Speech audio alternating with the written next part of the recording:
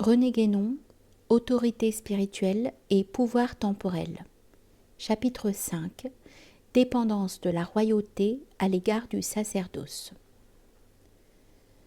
Revenons maintenant au rapport des brahmanes et des kshatriyas dans l'organisation sociale de l'Inde. Aux kshatriyas appartient normalement toute la puissance extérieure, puisque le domaine de l'action, qui est celui qui les concerne directement, c'est le monde extérieur et sensible. Mais cette puissance n'est rien sans un principe intérieur, purement spirituel, qu'incarne l'autorité des brahmanes, et dans lequel elle trouve sa seule garantie réelle. On voit ici que le rapport des deux pouvoirs pourrait encore être représenté comme celui de l'intérieur et de l'extérieur, rapport qui, en effet, symbolise bien celui de la connaissance et de l'action, ou, si l'on veut, du moteur et du mobile, pour reprendre l'idée que nous avons exposée plus haut en nous référant du reste à la théorie aristotélicienne aussi bien qu'à la doctrine hindoue. C'est de l'harmonie entre cet intérieur et cet extérieur,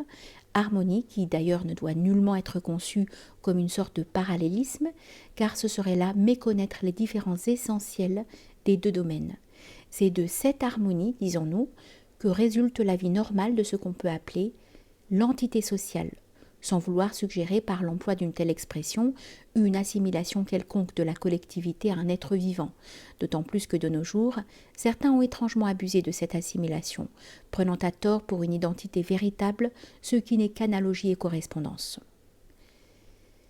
En échange de la garantie que donne à leur puissance l'autorité spirituelle, les kshatriyas doivent, à l'aide de la force dont ils disposent, assurer aux brahmanes le moyen d'accomplir en paix, à l'abri du trouble et de l'agitation, leur propre fonction de connaissance et d'enseignement. C'est ce que le symbolisme hindou représente sous la figure de Skanda, le seigneur de la guerre, protégeant la méditation de Ganesha, le seigneur de la connaissance. Il y a lieu de noter que la même chose était enseignée, même extérieurement, au Moyen-Âge occidental. En effet, saint Thomas d'Aquin déclare expressément que toutes les fonctions humaines sont subordonnées à la contemplation comme à une fin supérieure, de sorte que, à les considérer comme il faut, toutes semblent au service de ceux qui contemplent la vérité, et que le gouvernement tout entier de la vie civile a au fond pour véritable raison d'être, d'assurer la paix nécessaire à cette contemplation. On voit combien cela est loin du point de vue moderne. Et on voit aussi par là que la prédominance de la tendance à l'action,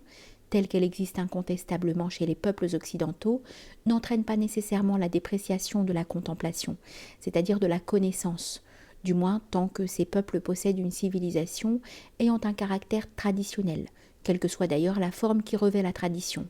et qui était ici une forme religieuse, d'où la nuance théologique qui, dans la conception de saint Thomas, s'attache toujours à la contemplation, tandis qu'en Orient, celle-ci est envisagée dans l'ordre de la métaphysique pure. D'autre part, dans la doctrine hindoue et dans l'organisation sociale qui en est l'application, donc chez un peuple où les aptitudes contemplatives, entendues cette fois dans un sens purement intellectualité, de pure intellectualité, sont manifestement prépondérantes et sont même généralement développées à un degré qui ne se retrouve peut-être nulle part ailleurs. La place qui est faite aux kshatriyas et par conséquent à l'action,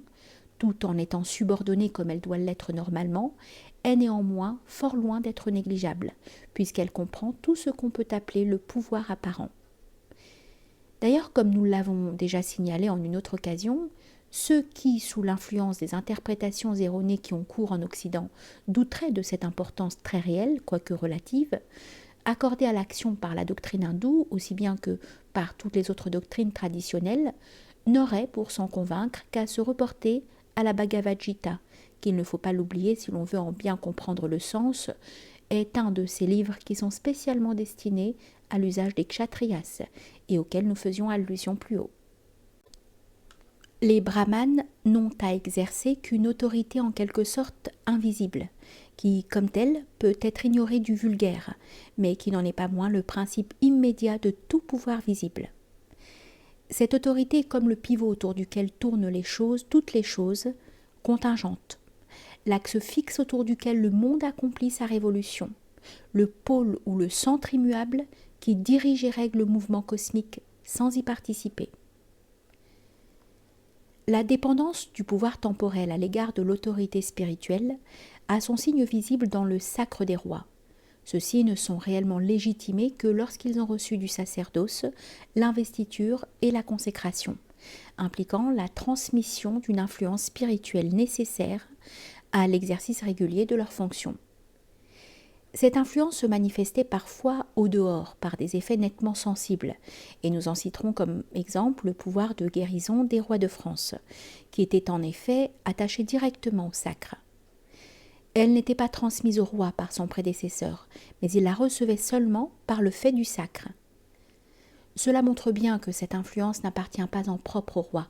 mais qu'elle lui est conférée par une sorte de délégation de l'autorité spirituelle. Délégation en laquelle, comme nous l'indiquions déjà plus haut, consiste proprement le droit divin. Le roi n'en est donc que le dépositaire et, par suite, il peut la perdre dans certains cas. C'est pourquoi, dans la chrétienté du Moyen-Âge, le pape pouvait délier les sujets de leur serment de fidélité envers leur souverain. D'ailleurs, dans la tradition catholique, Saint Pierre est représenté tenant entre ses mains non seulement la clé d'or du pouvoir sacerdotal, mais aussi la clé d'argent du pouvoir royal. Ces deux clés étaient chez les anciens Romains un des attributs de Janus.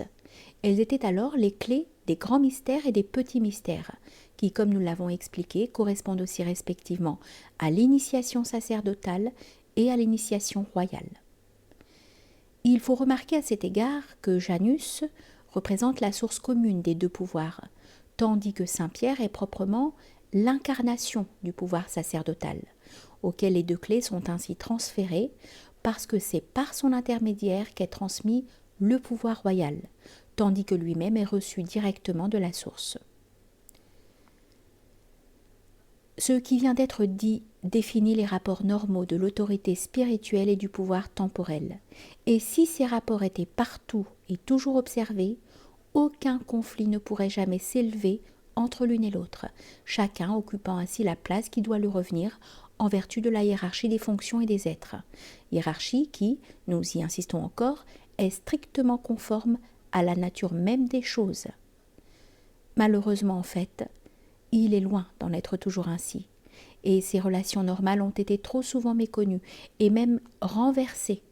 À cet égard, il importe de noter tout d'abord que c'est déjà une grave erreur que de considérer simplement le spirituel et le temporel comme deux termes corrélatifs ou complémentaires, sans se rendre compte que celui-ci a son principe dans celui-là. Cette erreur peut être commise d'autant plus facilement que, comme nous l'avions déjà indiqué, cette considération du complémentarisme a aussi sa raison d'être à un certain point de vue, du moins dans l'état de division des deux pouvoirs, où l'un n'a pas dans l'autre son principe suprême et ultime, mais seulement son principe immédiat et encore relatif. Ainsi que nous l'avons fait remarquer ailleurs, en ce qui concerne la connaissance et l'action, ce complémentarisme n'est pas faux, mais seulement insuffisant, parce qu'il ne correspond qu'à un point de vue qui est encore extérieur, comme l'est d'ailleurs la division même des deux pouvoirs, nécessitée par un état du monde dans lequel le pouvoir unique et suprême n'est plus à la portée de l'humanité ordinaire. On pourrait même dire que lorsqu'ils se différencient, les deux pouvoirs se présentent d'abord forcément dans leur rapport normal de subordination, et que leur conception comme corrélatif ne peut apparaître que dans une phase ultérieure de la marche descendante du cycle historique. À cette nouvelle phase se réfèrent plus particulièrement certaines expressions symboliques qui mettent surtout en évidence l'aspect du complémentarisme, bien qu'une interprétation correcte puisse y faire reconnaître encore une indication du rapport de subordination. Tel est notamment l'apologue bien connu, mais peu compris en Occident, de l'aveugle et du paralytique, qui représente en effet, dans une de ses principales significations, les rapports de la vie active et de la vie contemplative. L'action livrée à elle-même est aveugle, et l'immutabilité essentielle de la connaissance se traduit au dehors par une immobilité comparable à celle du paralytique. Le point de vue du complémentarisme est figuré par l'entraide des deux hommes, dont chacun supplé par ses propres facultés à ce qui manque à l'autre. Et si l'origine de cet apologue, ou tout au moins la considération plus spéciale de l'application qui en était ainsi faite, doit être rapportée au confucianisme, il est facile de comprendre que celui-ci doit en effet se borner à ce point de vue, par là même qu'il se tient exclusivement dans l'ordre humain et social. Nous ferons même remarquer à ce propos que, en Chine, la distinction du taoïsme, doctrine purement métaphysique, et du confucianisme, doctrine sociale, procédant d'ailleurs l'un et l'autre d'une même tradition intégrale qui représente leurs principes communs, correspond très exactement à la distinction du spirituel et du temporel. Et il faut ajouter que l'importance du non-agir, au point de vue du taoïsme, justifie tout spécialement pour qui l'envisage de l'extérieur le symbolisme employé dans l'apologue en question. Cependant, il faut bien prendre garde que dans l'association des deux hommes, c'est le paralytique qui joue le rôle directeur, et que sa position même, montée sur les épaules de l'aveugle, symbolise la supériorité de la contemplation sur l'action, supériorité que Confucius lui-même était fort loin de contester en principe, comme en témoigne le récit de son entrevue avec Lao Tzu, tel qu'il nous a été conservé par l'historien Sima Qian. Et il avouait qu'il n'était point né à la connaissance, c'est-à-dire qu'il n'avait pas atteint la connaissance par excellence, qui est celle de l'ordre métaphysique pur, et qui, comme nous l'avons indiqué plus haut, appartient exclusivement par sa nature même au détenteur de la véritable autorité spirituelle. Si donc c'est une erreur d'envisager le spirituel et le temporel comme simplement corrélatifs, il en est une autre plus grave encore qui consiste à prétendre subordonner le spirituel au temporel, c'est-à-dire en somme la connaissance à l'action. Cette erreur, qui renverse complètement les rapports normaux, correspond à la tendance qui est d'une façon générale celle de l'Occident moderne, et elle ne peut évidemment se produire que dans une période de décadence intellectuelle très avancée. De nos jours d'ailleurs, certains vont encore plus loin dans ce sens, jusqu'à la négation de la valeur propre de la connaissance comme telle, et aussi par une conséquence logique, car les deux choses sont étroitement solidaires, jusqu'à la négation pure et simple de toute autorité spirituelle. Ce dernier degré de dégénérescence, qui implique la domination des castes les plus inférieures, est un des signes caractéristiques de la phase finale du Kali Yuga. Si nous considérons en particulier la religion, puisque c'est là la forme spéciale que prend le spirituel dans le monde occidental, le renversement des rapports peut s'exprimer de la façon suivante. Au lieu de regarder l'ordre social tout entier comme dérivant de la religion, comme y étant suspendu en quelque sorte, ayant en elle son principe, ainsi qu'il en était dans la chrétienté du Moyen-Âge, et ainsi qu'il en est également dans l'islam qui lui est fort comparable à cet égard, on ne veut aujourd'hui voir tout au plus dans la religion qu'un des éléments de l'ordre social, un élément parmi les autres et au même titre que les autres. C'est l'asservissement du spirituel au temporel, ou même l'absorption de celui-là dans celui-ci, en attendant la complète négation du spirituel qui en est l'aboutissement inévitable. En effet, envisager les choses de cette façon revient forcément à humaniser la religion. Nous voulons dire à la traiter comme un fait purement humain, d'ordre social, ou mieux sociologique pour les uns, d'ordre plutôt psychologique pour les autres.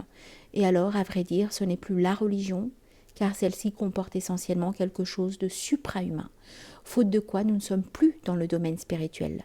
le temporel et l'humain étant en réalité identiques au fond, suivant ce que nous avons explicité précédemment. C'est donc là une véritable négation implicite de la religion et du spirituel, quelles que puissent être les apparences, de telle sorte que la négation explicite et avérée sera moins l'instauration d'un nouvel état de choses que la reconnaissance d'un fait accompli. Ainsi, le renversement des rapports prépare directement la suppression du terme supérieur. Il l'implique même déjà, au moins virtuellement, de même que la révolte des kshatriyas contre l'autorité des brahmanes, comme nous allons le voir, prépare et appelle pour ainsi dire l'avènement des castes les plus inférieures. Et ceux qui auront suivi notre exposé jusqu'ici comprendront sans peine qu'il y a dans ce rapprochement quelque chose de plus qu'une simple comparaison.